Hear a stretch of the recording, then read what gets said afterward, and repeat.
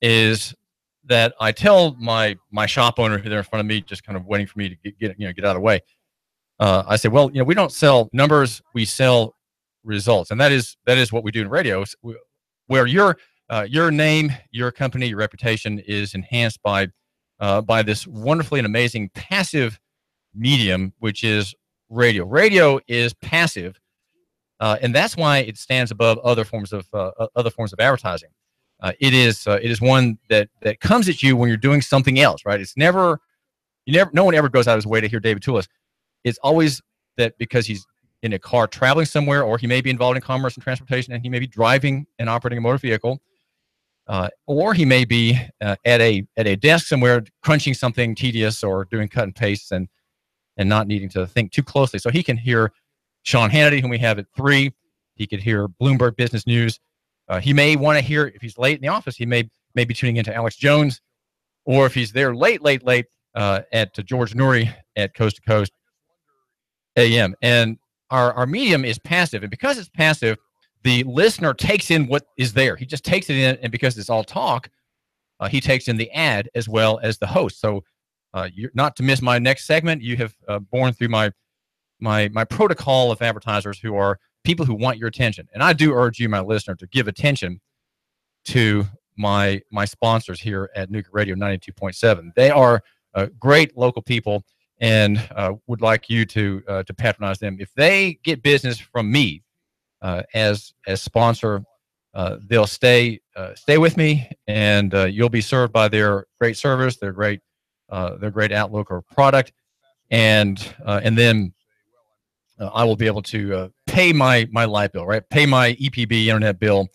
and other wonderful things too, all in support of local economy, right? The out goes support local economy. We love doing that. We just love taking part here at Nooga Radio in local economy, helping local people prosper in everything that we touch, whether the money's coming in, whether the money's going out, the names going out, the words going out, the streams of articulation, reaching out in the world of the press. We are the press. I am not the media. Andy Burke's right. David Tulis is not in the media, no matter what he says. And he's right. He's absolutely right. And I thank him for making that clear to me, because I'm not the media. I'm the press. And that's how the press prospers, is through advertising. And so where was I going with that? I'm not quite sure.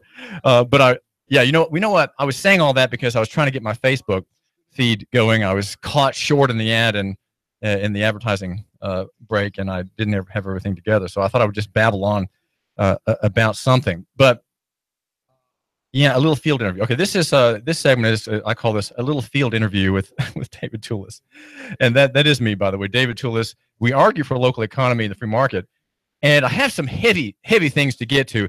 I was reading this morning in my reading list about in Second Chronicles, and sometimes I have to make if I'm going to be a Christian, which I am by God's grace, I have to really care about what He says. What God says in His Word. And so I've got this reading schedule with seemingly arbitrary jumps throughout the 66 book library of the Bible. And this morning I was reading about Manasseh, the wicked king who repented. And it was very appropriate to read that because of the election of Roy Moore and the Ten Commandments judge, so-called. And yeah, hey, the number, if you want to interrupt me, please feel free. Okay, you are my listener. I will always take your call. And this is David Tulis. And caller David Tulis here. You're live on the air. What's on your mind? Yes, sir. Well, do feel free to open your mouth. I will not hurt you. I will not hurt you. I'm very, very deferential to my listener. As you know, you and I get together every day. You know that for you, I will be deferential. Well, about the statues, if I can just get to some of the news business here about the statute. So it is General A.P. Hill.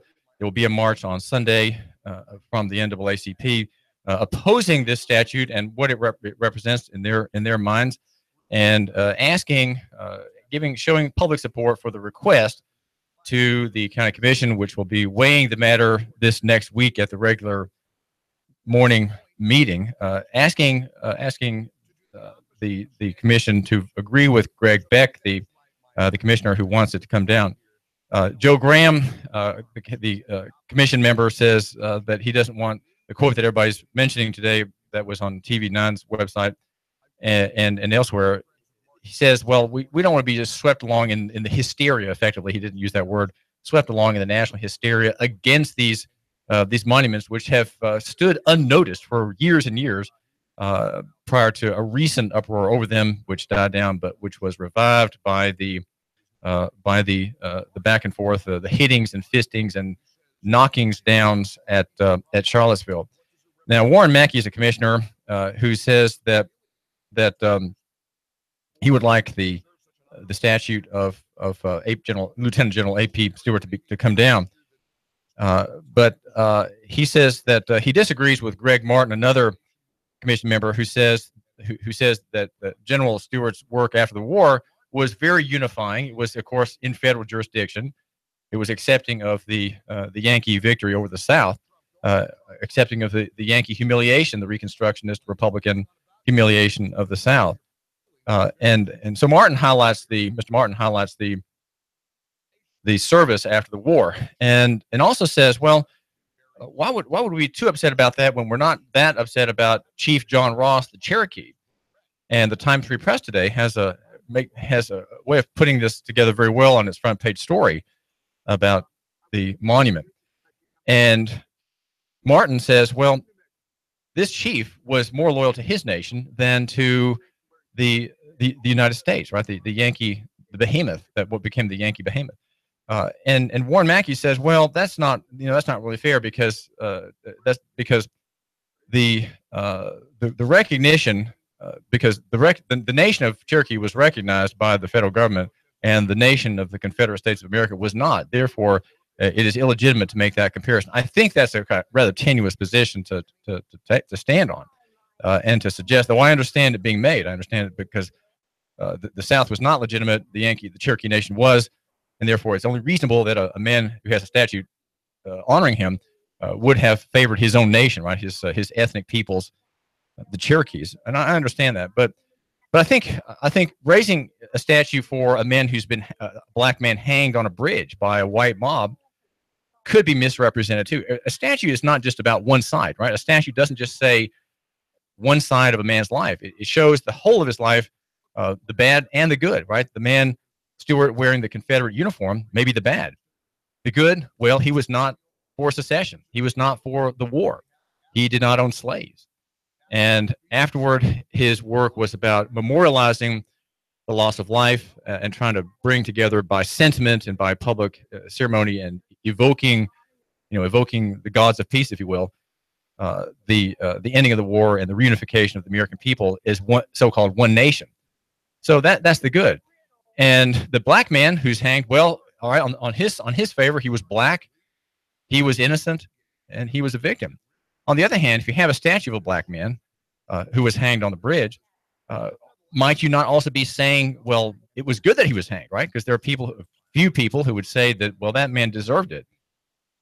And he was, after all, he was the wrong color, and he was an agitator, and he was so bad that the mob just had to act, right? You see what I'm saying? You can have a statue to a man who was unlawfully killed by a mob, and if you're a genuine racist and a genuine hater of black people, as a few Klans people really are, if they're not federal agents, then you're emphasizing that as well. So a statue of a man who's killed by a mob could also reflect the desires of those who killed him, right? The illegitimate, evil, and wicked desires of that mob who lawlessly killed that man.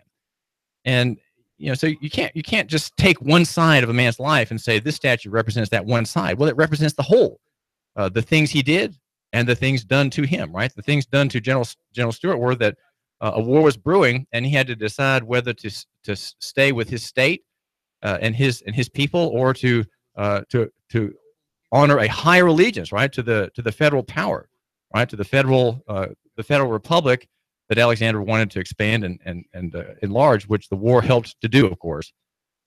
A statue doesn't reflect just one side of a man's life.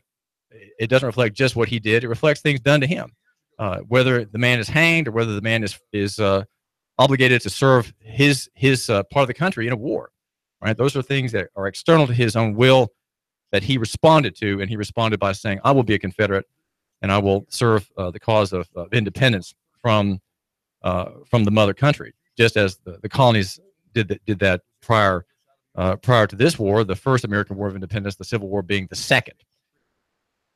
800-8949, 800-8949. This is David Tulis. Now,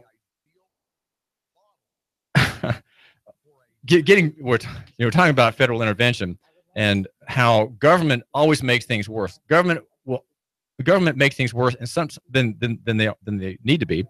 And I think even when the great crisis hits, the federal government will be more hated than it is today, and it will be blamed for things which are really not its fault. It will be blamed for things which are only indirectly and obliquely its fault, not a direct cause.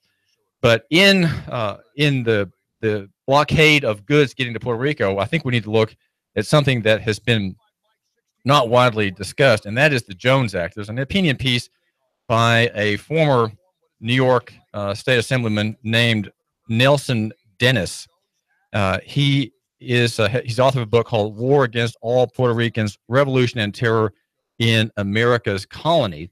And the Jones Act is one that came up during World War I that gave a kind of a cartel and created a special tax on imports to Puerto Rico. So in Puerto Rico, all goods, gasoline, groceries are all much more expensive than elsewhere. The price of food in Puerto Rico, because of the Jones Act passed during World War I, the Merchant Marine Act of 1920, just after World War I, that act creates an intervention by the Yankees in the economy of Puerto Rico that President Trump is not going to uproot. Apparently, I saw a story yesterday that he is not going to undo this act or try to set it aside somehow by executive privilege. Right? Maybe we could respect President Trump for refusing to do that, though it would seem like a good thing to have abrogated and nullified. That's not his position to do. Right? That is the position and the task of the federal legislature, which is the Congress. The act was passed to ensure that the country maintained a shipbuilding industry and seafaring labor force. Section 27 of the law decreed that only American ships could carry goods and passengers from one U.S. port to another. In addition, every ship must be built, crewed, and owned by American citizens. Of course, this is protectionism of the worst kind. And a century later, there are no U-boats lurking off the coast of Puerto Rico. And this act, this author says, has outlived its usefulness. As many acts do. There are hundreds, if not thousands, of statutes in the federal code, the USC, that serve an ancient and forgotten problem or cause. Think of, in this state, think of public schools. What problem does public school solve, right? What problem is it there to solve? We don't even remember. Ask anybody why the public schools are there. What intervention, what is the purpose of that intervention in the marketplace where the government has to step in to solve a problem? Tell me what the problem is. 800-8949, 800-8949. David Tulis. Under the law, any foreign registry vessel that enters Puerto Rico must pay punitive tariffs, fees, and taxes, which are passed on to whom? Well, the poor people of Puerto Rico. Thanks to the law, the price of goods from the U.S. mainland is at least double that in neighboring islands, including the U.S. Virgin Islands, which are not other territories not covered by the Jones Act. Moreover, the cost of living in Puerto Rico is 13% higher than in 325 urban areas elsewhere in the U.S. This is an essay in the New York Times. Even though per capita income in Puerto Rico is about $18,000, close to half of that of Mississippi, the poorest of all the 50 federal republics. This is a shakedown, he says, a mob protection racket with Puerto Rico a captive market. The island is the 5th largest market in the world for American products, and there are more Walmarts and Walgreens, he says, per square mile in Puerto Rico than anywhere on the planet. And he calculates that, citing a study by 2 University of Puerto Rico professors, that there's been a $17 billion loss from 1990 to 2010. That's a 20-year period by this act. $2.8 billion to $9.8 billion per year. Losses also to Hawaii and Alaska. These 3 American territories are exempt from the Jones Act, including the Virgin Islands. outright repeal of the law has already been backed by the Heritage Foundation, Cato Institute, Manhattan Institute, and several major publications. The Federal Reserve Bank of New York found that the Jones Act hurts the Puerto Rican economy. And there has been some discussion about undoing this law. If the Jones Act were suspended, consumer prices would drop by 15% to 20%, of course, and energy prices would plummet. The woman wouldn't have to spend all of her money driving around to get to find an ATM in which to get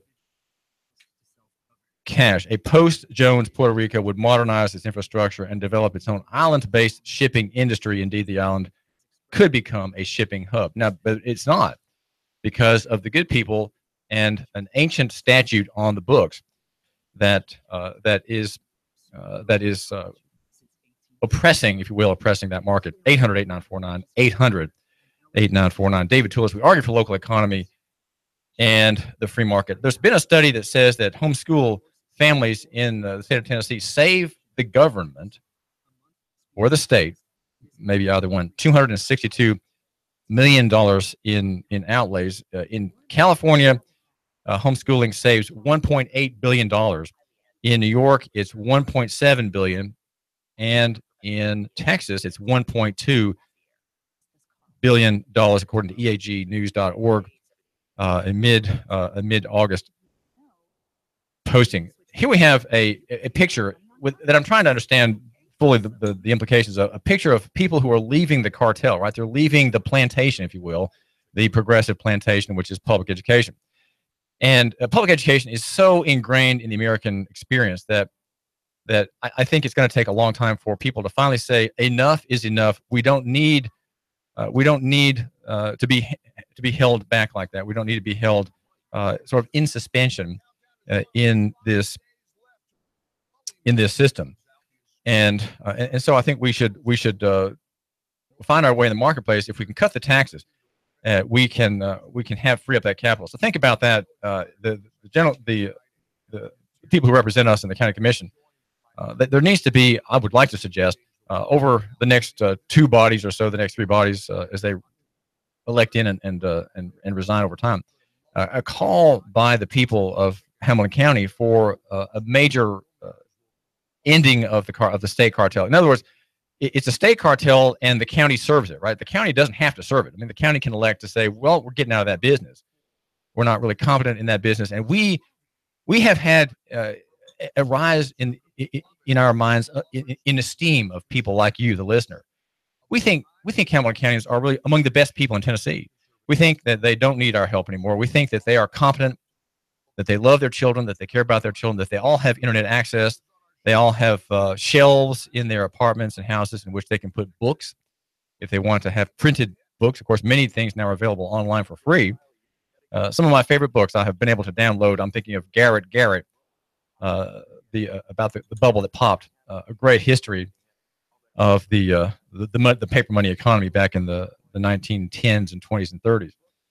And a lot is there for free. And we think on the county commission that the people of Chattanooga and Hamilton County are really among the best, and that they really want that money that we're taking from them by compulsion.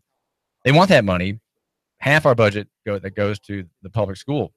And we trust them to allocate their funds as they see fit.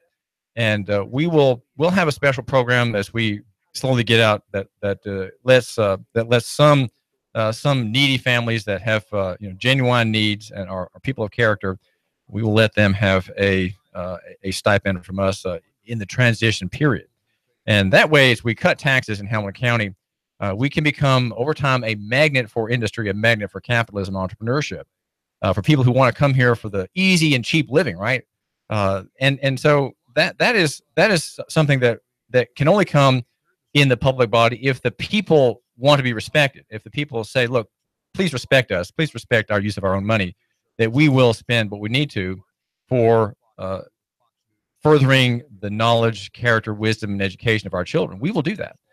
We don't need you to force it out of us and then put us into these systems that don't work, that are really very bad, and which teach all kinds of wrong things, that teach lessons that have to be unlearned later, right? Which are unlearned in church, unlearned by people reading their Bibles on their own, where they learn, where they learn what good and bad is, where they learn the proper decision-making method that they're not taught in school, right? In school, you're taught your morality is pragmatic. Well, what are the costs of this decision? What if you fool around and get pregnant? What are the costs to you?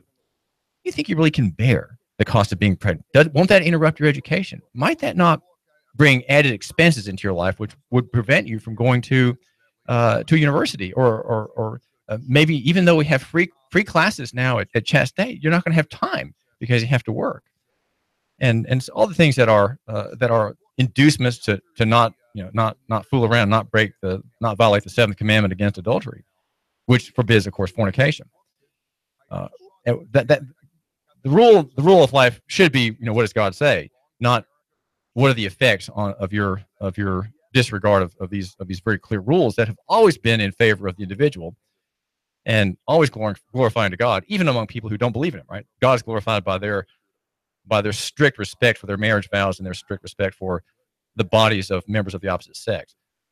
Well, I want to get to something next that my moments are running low, right? My seconds are ticking on me, and I've got some important messages I want you to consider in just a minute here. But in the reading I did this morning before I got to my news feeds at my lair, my editorial lair, where Nooganomics is created every day, and this show is birthed every day as a colloquy on the issues of the day. I was reading in the book of Chronicles, the Second Chronicles 33, about Manasseh, who was a king, and he rejected everything that Roy Moore says in the first half of his reign. He had a long reign, a half a century. He reigned in Judah, 55 years in Jerusalem, but he did evil in the sight of the Lord, according to the abominations of the nations whom the Lord had cast out before the children of Israel. So he copied what the pagans did and improved on what they did. But then the Lord sent a wicked man into his life, and that was an Assyrian. And this Assyrian, the king of Assyria, in chapter 33, verse 11, came and bound him with bronze fetters and took him with hooks and carried him off to Babylon. And there in Babylon, God did an amazing work on this man whose repentance was great. And when he returned, when he was restored to his place, he did many things that were true and right, noble and true, which were prosperous, which were free market oriented. Let's put it that way, the way you can understand. You, my non-church going listener, a free market libertarian sort of person who respected and feared God. He didn't do everything right, but he did a lot of things right in the last part of his reign. Though he had a wicked son, whose son in his turn was actually the famous and righteous King Josiah. This is David Tulis. The Tennessee Valley's news talk leader, Nooga Radio, digital FM 95.3 HD4 and 92.7 FM. Hey, dude, check this out. Have you ever seen one so big? Whoa, look at the size